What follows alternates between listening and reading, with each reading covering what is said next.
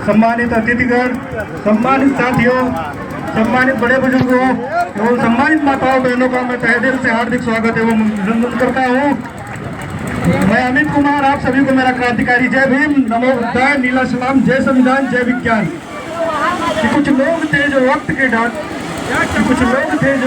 ढांचे में डल गए, कि कुछ लोग थे जो वक्त के ढांचे में डल गए, कि कुछ लोग थे जो वक्त का साझा बदल गए। कि पहले तो तुम्हें शिक्षा से मोड़ दिया जाएगा, कि पहले तो तुम्हें शिक्षा से मोड़ दिया जाएगा, फिर तुम्हारे नाम को किसी जुल्म के साथ जोड़ दिया जाएगा, फिर तुम्हारे नाम को किसी जुल्म के साथ जोड़ दिया जाएगा। हाथों से हाथों की जंजीर बनाकर निकला करो यारो, वरना कच्चे धागे की तरह तुम्हें तोड़ दिया जाएगा।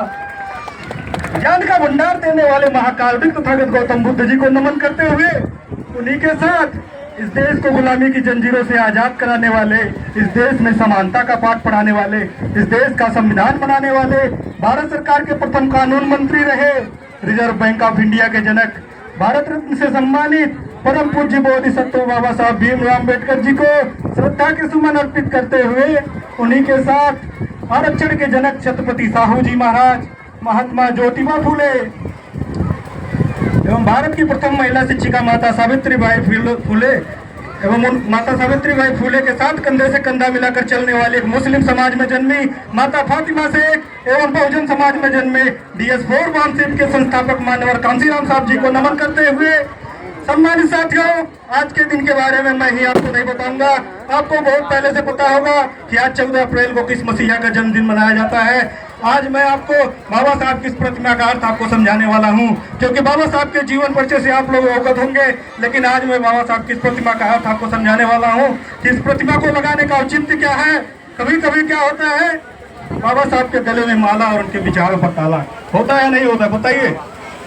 हम लोग बाबा साहब के गले में माला तो डाल देते हैं, पर उनके विचार नहीं मानते। ये अक्सर देखने को मिलता है। बाबा साहब ने एक बात कही थी कि शिक्षा वो शेरनी का दूध है, जो इसे जितना पिएगा वो उतना दहाड़ेगा। हमने शिक्षा तो ग्रहण की, लेकिन हमने दहाड़ने का काम नहीं किया। हमने क्या किया? ढोंग, पाखंड और आडंबर जैसी मनवादी व्यवस्था के बंधन में बंध गए। आप लोग देख रहे होंगे। सम्मानित साथियों, बाबा साहब ने महिलाओं के लिए एक बात कही थी। सम्मानित साथियों, सबसे पहले मैं आपको बता दूं, कहीं कहीं आप लोगों ने बाबा साहब की प्रतिमा में देखा होगा कि बाबा साहब उंगली का इशारा करते हुए नजर आते हैं। वो इशारा कोई मामूली इशारा नहीं है। ऐसा नहीं है कि बाबा साहब सिर्फ उंगली दिखा रहे हैं। उसका अर्थ ये है कि बाबा साहब की उंगली तुम्हें संसद भवन पर कब्जा करने का इशारा दे रही है। बाबा साहब की उंगली तुम्हारे बच्चों से और तुमसे कह रही है कि उठो, जागो और संसद पर कब्जा करो और अपने अधिकारों को पहचानो। सम्मानित साथियों, बाबा साहब के हाथ में एक किताब लगी हुई है। यह किताब कोई मामूली किताब नहीं है। यह किताब सिर्फ दिखावे के लिए नहीं है। यह यूं है कि जाओ, इस किताब को पढ़ो और शिक्षा ग्रहण करो और अपने अधिकारों को जानो। अगर आप अपने अधिकार जानेंगे और इस भारतीय संविधान को पढ़ेंगे तो दुनिया की कोई भी ताकत आपके अधिकारों का हनन नहीं करेगी। यह मैं दावे के साथ कह रहा हूँ।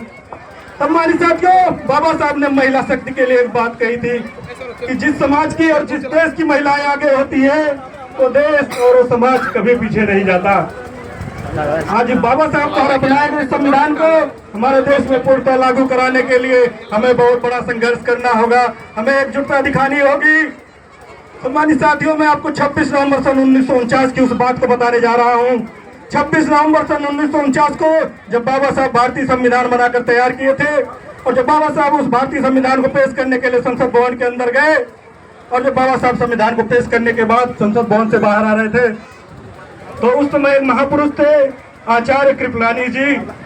क्योंकि बाबा साहब उस समय संविधान को पेश करने के बाद बहुत खुश नजर आ रहे थे, तो आचार्य जी ने बाबा साहब से पूछा कि अरे अम्बेडकर, आज बड़े खुश नजर आ रहे हो, आज ऐसा क्या काम कर दिया है जो इतना खुश नजर आ रहे हो?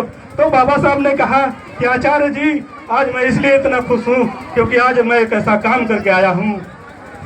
पहले के समय में क्या होता था, राजा और रानी हुआ करते थे, तो रानी की कोख से कोई बच्चा या बच्ची जब जन्म लेते थे तो वो भी आगे चलकर उस राज्य का राजा या रानी बना करते थे। तो बाबा साहब ने कहा कि आचार्य जी, कि आज मैं एक ऐसा काम करके आया हूँ कि कल तक इस देश में कोई राजा रानी की कोख से जन्म लेता था, लेकिन अब वो राजा किसी रानी की कोख से नहीं, बल्कि वो ईवीएम मशीन और बैलेट पेपर से जन्म लेगा। आज ईवीएम मशीन से चुनाव होते या नहीं, बताइए? आज हमारे देश के प्रधानमंत्री जी हो या माननीय मुख्यमंत्री जी हो, सभी ईवीएम मशीन और बैलेट पेपर की बदौलत आज सत्ता में आते हैं। वो देख रहे हैं आप कितनी बड़ी ताकत थी बाबा साहब की। बाबा साहब ने और उनकी पत्नी माता रमाबाई ने अपने 4-4 बच्चों की कुर्बानियां दी है हमारे लिए। आज देश के अंदर आरक्षण व्यवस्था है तो ये किसकी बदौलत है? ये सिर्फ बाबा साहब की बदौलत है। आज हमारे देश के अंदर, हमारे समाज के अंदर हमारे लोग क्या करते हैं? बाबा साहब द्वारा बनाए गए आरक्षण की बदौलत आज नौकरियां लेते हैं और नौकरी करने के बाद वो सोचते हैं कि हमें नौकरी किसी देवी और शक्ति की बदौलत मिली है। ऐसा नहीं है मेरे भाइयों, हमें नौकरी किसी देवी और शक्ति की बदौलत नहीं बल्कि महान मसीहा की बदौलत मिलती है, अपने शिक्षा के अतिक प्रयास से मिलती है। वरना आपको सिर्फ गुलामी करने का अधिकार था, आपके गले में मटका था, आपकी कमर में झाड़ू थी, आपको कोई पूछने वाला नहीं था। इसी के साथ मैं 4 लाइनों के साथ अपनी वाणी को विराम देना चाहता हूँ कि पहले तो तुम्हें शिक्षा से मोड़ दिया जाएगा, फिर तुम्हारे नाम को किसी जुल्म के साथ जोड़ दिया जाएगा, हाथों से हाथों की जंजीर बनाकर निकला करो यारो, वरना किसी दिन कच्चे धागे की तरह तुम्हें तोड़ दिया जाएगा। धन्यवाद।